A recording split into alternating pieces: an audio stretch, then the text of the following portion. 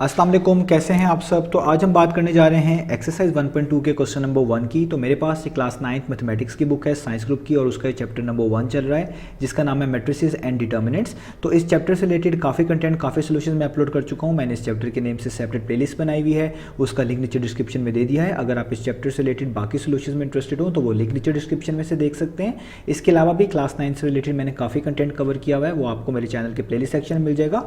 और अगर आपके कोई क्वेश्चन है या सजेशन है मेरे वीडियो कंटेंट के हवाले से, तो उसके लिए मैंने एक फेसबुक पेज बनाया हुआ है, उसका लिंक भी डिस्क्रिप्शन में गिवन है। आप उस फेसबुक पेज के थ्रू अपने क्वेश्चंस को, सजेशंस को मुझ तक पहुंचा सकते हैं। तो आइए स्टार्ट करते हैं हम एक्सरसाइज 1.2 का क्वेश्चन नंबर 1। इसकी पहले स्टेटमेंट रीड कर लेते हैं जो सामने स्क्रीन पर नजर आ रही है। तो यहाँ पे लिखा हुआ है from the following matrices identify unit matrices, row matrices, column matrices and null matrices. तो नीचे आप देखें 6 टाइप ऑफ मैट्रिसेस लिखे हुए हैं ए से लेकर एफ तक। ये डिफरेंट मैट्रिसेस हैं।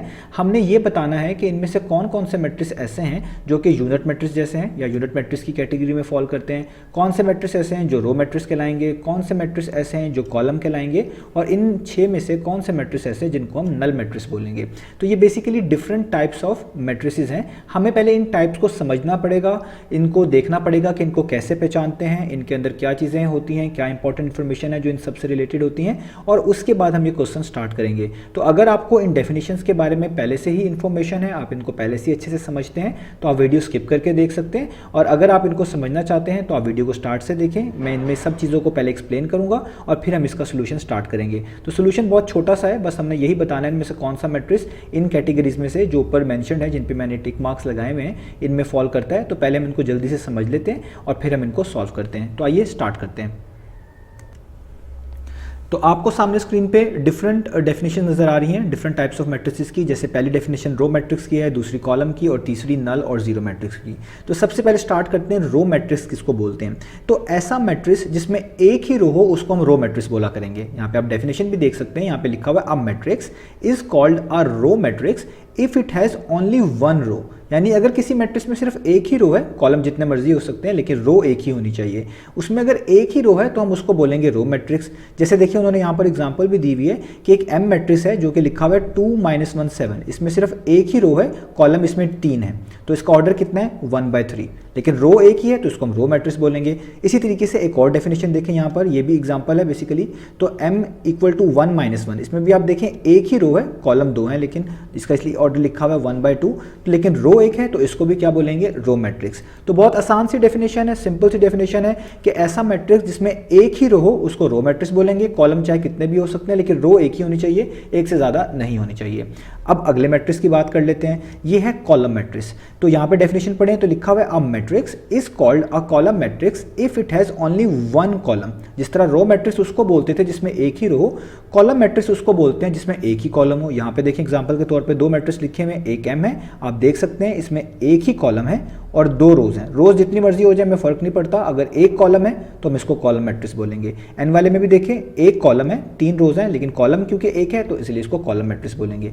रो वाले में एक से ज्यादा रो नहीं होनी चाहिए, कॉलम वाले में एक से ज़्यादा कॉलम नहीं होनी चाहिए। अगर एक ही रो है तो रो मैट्रिक्स बोलेंगे, अगर एक ही कॉलम है उसमें तो कॉलम मैट्रिक्स बोलेंगे। ऑर्डर इनका कुछ भी हो सकता है, लेकिन जो चीज़ें फिक्स कर दी गई हैं, जैसे रो में एक रो फिक्स कर दी गई है वो एक ही होनी चाहिए, और कॉलम मैट्रिक्स के अंदर एक कॉलम को फिक्स कर दिया कि कॉलम एक ही होना चाहिए। तो इन मैट्रिक्स को बोला करेंगे रो और कॉलम मैट्रिक्स। उम्मीद है आपको ये चीज़ समझ आ गई होगी।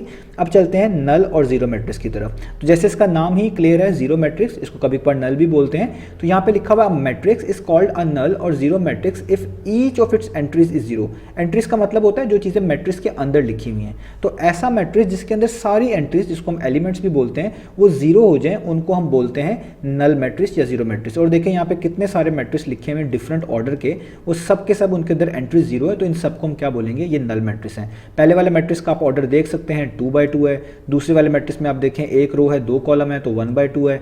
इसमें आप देखें एक कॉलम है, 2 रो है, तो बेसिकली आप क्या लिखेंगे 2/1। तो ये 2/3 के और 3/3 के यहाँ पर बाकी सारे मैट्रिक्स भी लिखे हुए हैं। और इनको डिनोट किस तरह किया जाता है, कैपिटल ओ से। कैपिटल ओ से हम इनको लिखते हैं नल मैट्रिक्स को। तो समझ आ गया। रो मैट्रिक्स ऐसे मैट्रिक्स को बोलेंगे जिसमें एक ही रो हो, कॉलम मैट्रिक्स ऐसे मैट्रिक्स को बोलेंगे जिसमें एक ही कॉलम हो, और नल या जीरो मैट्रिक्स उस मैट्रिक्स को बोलेंगे जिसमें सारी एंट्रीज जीरो हो, तो वो क्या कहलाएगा, नल मैट्रिक्स। अब रह गया आइडेंटिटी मैट्रिक्स, उसको समझने के लिए आपको डायगोनल मैट्रिक्स भी समझना पड़ेगा, तो आइए जल्दी से वो भी समझ लेते हैं। तो अब आपको सामने स्क्रीन पे डायगोनल मैट्रिक्स की डेफिनेशन भी नज़र आ रही है और यहाँ पे राइट साइड पे आइडेंटिटी मैट्रिक्स की डेफिनेशन भी नज़र आ रही है। तो पहले आपको डायगोनल मैट्रिक्स समझना पड़ेगा, तभी आपको आइडेंटिटी मैट्रिक्स अच्छे से समझ आएगा। तो आइए जल्दी से डायगोनल मैट्रिक्स को समझ लेते हैं।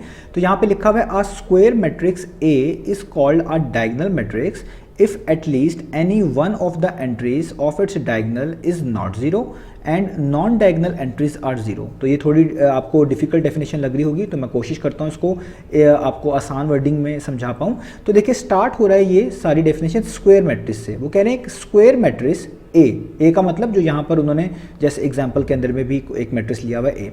स्क्वायर मैट्रिक्स क्या होता है ये आपने याद रखना है कि स्क्वायर का मतलब होता है ऐसा स्क्वायर, जिस अगर सिंपल बात करें स्क्वायर एक ऐसी शेप को कहते हैं जिसकी तमाम साइड्स इक्वल हो। तो इसी से आप याद रख लीजिएगा स्क्वायर मैट्रिक्स एक ऐसे मैट्रिक्स को बोला करेंगे जिसमें रोज और कॉलम इक्वल हो, यानी जितनी रोज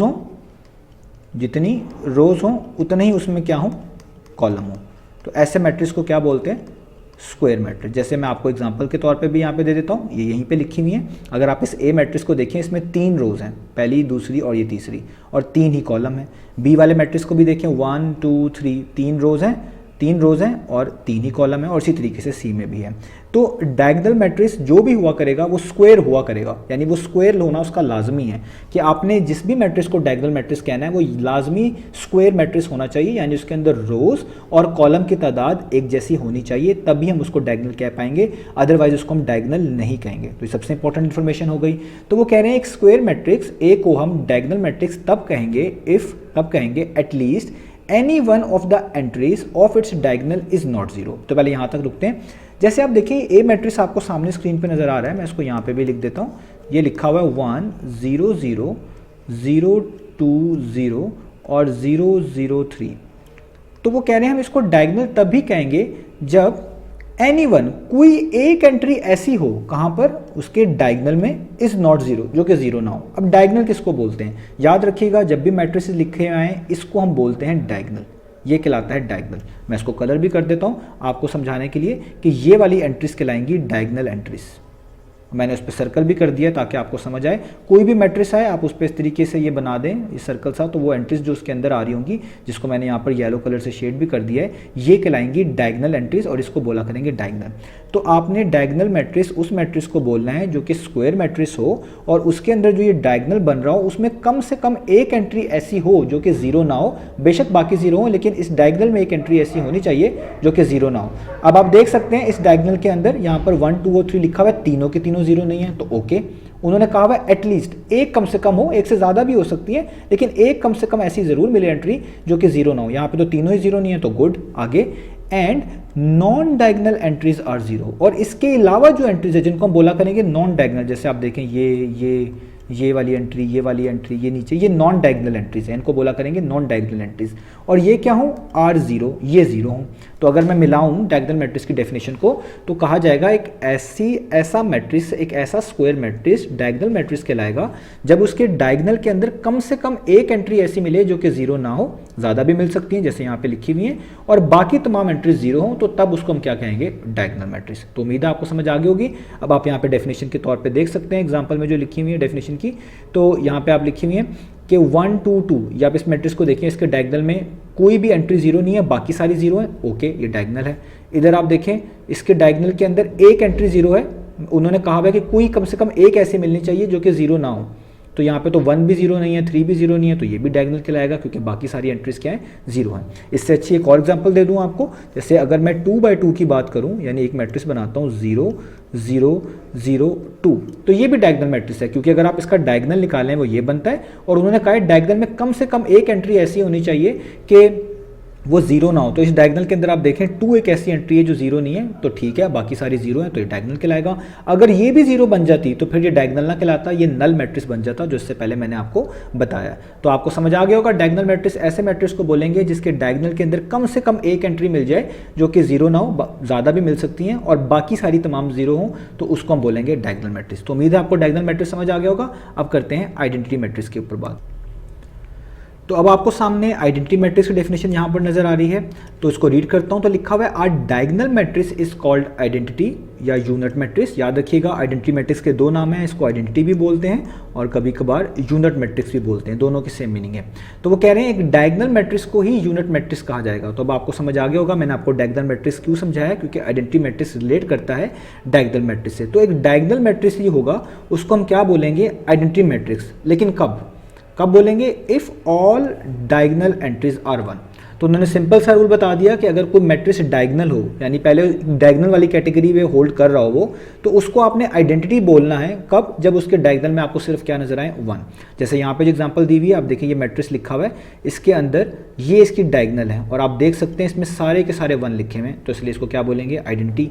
एक और एग्जाम्पल देख सकते हैं, ये आपके पास 2 बाई 2 का है जिसमें 2 रोज 2 कॉलम वाला मैट्रिक्स है, इसके अंदर भी डायगोनल में देखें सारे 1 है, तो ये भी क्या है, आइडेंटिटी। तो आपने अब इसमें कंफ्यूज नहीं होना। मैं यहाँ पे आपको एक एग्जाम्पल और दे दूँ, जैसे फॉर एग्जाम्पल मैं यहाँ पे एक मैट्रिक्स लिखता हूँ 5 2 0 0।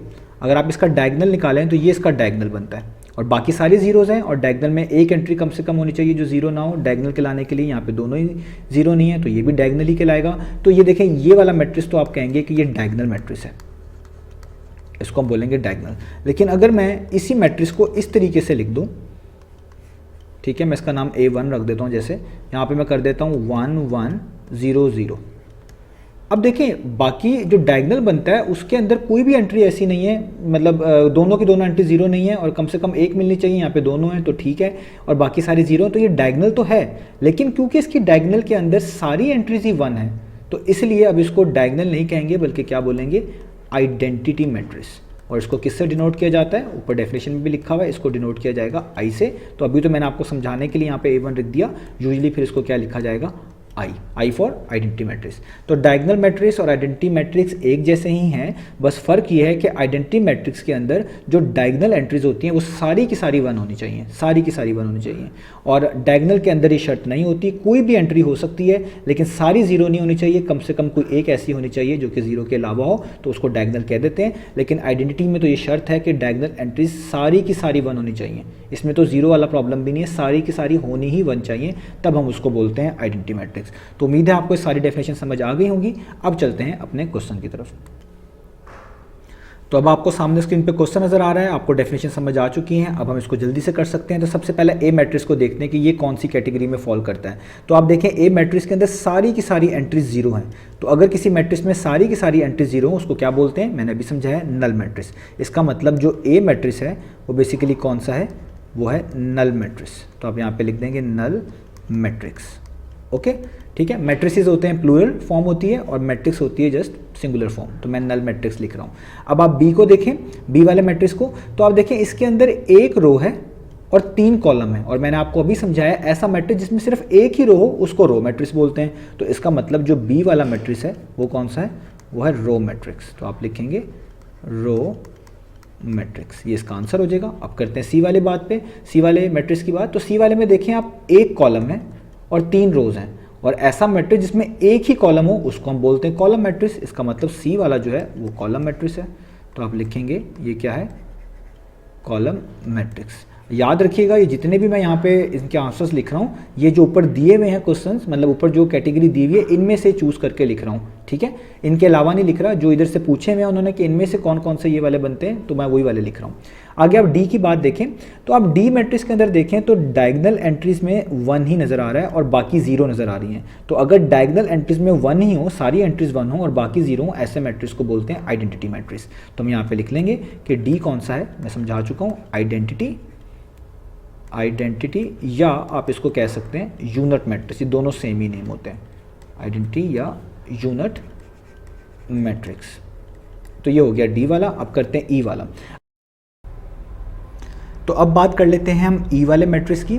तो ई मैट्रिक्स के अंदर आप देख सकते हैं कि सारी की सारी एंट्रीज 0 हैं, और मैंने आपको बताया कि ऐसा मैट्रिक्स अगर आपके पास आ जाए कि उसमें आपको 0 के अलावा कुछ नज़र ही ना आए, यानी सारी एंट्री 0, यहाँ पे तो है भी एक ही एंट्री और वो भी 0 है, तो ऐसे मैट्रिक्स को आपने कहना है कि ये नल मैट्रिक्स है। तो इसलिए आप यहाँ पे लिखेंगे कि जो ई मैट्रिक्स है बेसिकली वो क्या है आपके पास, वो है नल मैट्रिक्स, नल मैट्रिक्स, क्योंकि इसकी तमाम की तमाम एंट्री 0 है जैसा कि मैंने समझाई है। तो अब बात करते हैं एफ मैट्रिक्स की।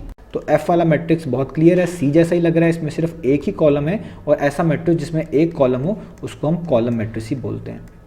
तो यहाँ पे आ जाएगा कॉलम मैट्रिक्स। तो ये हो गया हमारे पास इसके क्वेश्चन नंबर 1 के तमाम पार्ट्स का आंसर। उम्मीद है आपको ये वीडियो में सब चीज़ें समझ आई होंगी। इंशाल्लाह नेक्स्ट वीडियो में मिलेंगे बाकी सॉल्यूशंस के साथ।